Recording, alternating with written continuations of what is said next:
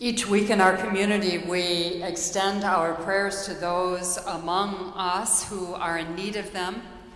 For months now, we've been praying for Ken Krebin and for Linda Krebin-Coates. We continue those prayers this morning.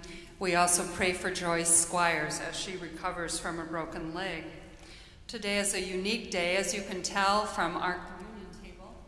There are upon the table a couple of items that I want to bring to your attention. You'll notice that there's a picture this morning of Trayvon Martin on our table, and that along with his picture there is a hooded sweatshirt. United Church of Christ churches around our country this morning have extended the invitation for communities to bring forward a sweatshirt, a hooded sweatshirt, in honoring and in memory of Trayvon. We offered this sweatshirt in his memory this morning. There'll be an opportunity for us to pray for and around that issue throughout this morning's service. I'd also like to call your attention to the white rose that is on the table. This white rose celebrates the life of Jane Safarian. Jane was a member of our congregation and died 1 week ago today. She did an interesting thing as she approached her death. She knew that she was dying, and she invited those in her life to come and celebrate her life while she was still alive. I know that parts of her family are here this morning, and we're so glad that you've come to worship and choose to honor Jane in this way. Thank you for gracing us with your presence this morning and honoring her life. Because she's not having a memorial service, we want to do something this morning that we have not done before in worship, and that's take a moment to honor her life.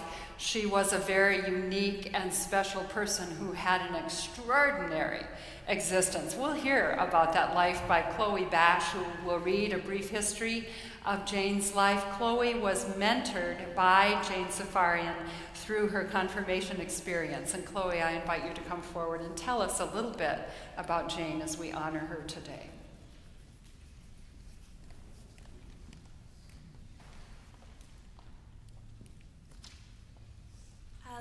As Pat has mentioned, Jane was my mentor during my confirmation process.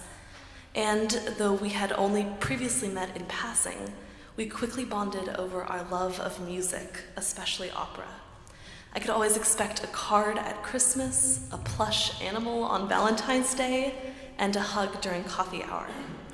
Today, I will be reading about her remarkable life, as told by her daughter, Sheila Carr Therrell. Jane Safarian was a dancer, lawyer, teacher, and friend. She was born in Cleveland, Ohio on October 21st, 1932, and moved with her family to Los Angeles when she was 10 years old.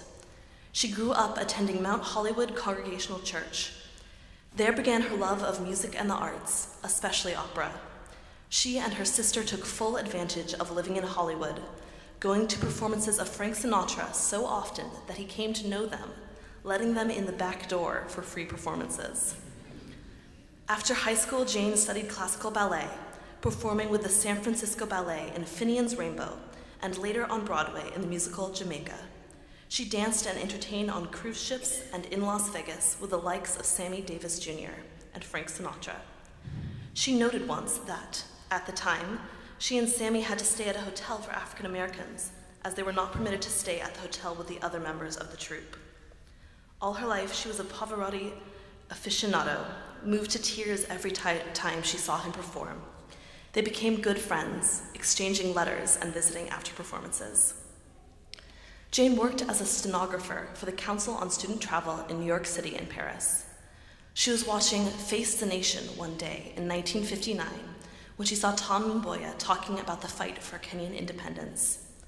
A friend introduced her to Mr. Mboya, and through Operation Crossroad, she went with a group of students to Nairobi for 6 weeks, a stay that turned into 5 years. Jane participated in the exciting events before, during, and after Kenya's fight for independence. Her courage and conviction in her belief for human rights found her working under the cover of night, in candle-lit rooms, typing the draft of the Kenyan Constitution. She was there when the British flag came down and as the new flag of independent Kenya was raised for the first time in December of 1964. While in Kenya, she also came to know Malcolm X and Barack Obama Sr., our president's father. Jane returned to California and moved to Berkeley while working for Dr. Jacobus Tenbrock, professor of political science. With his encouragement, she completed her BA at the university and became a member of Phi Beta Kappa. She was awarded the Juris Doctor degree at Bolt Hall and became an attorney at the age of 49.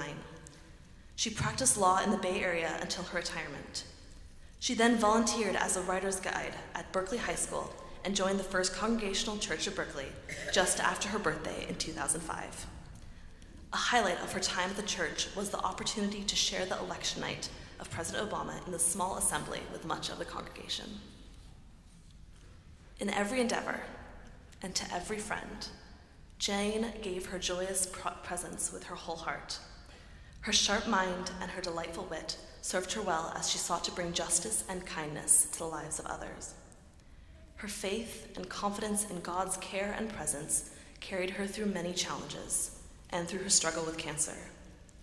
She generously shared her faith and gracious spirit, which was always filled with love for life and hope for a future of love, justice, and peace.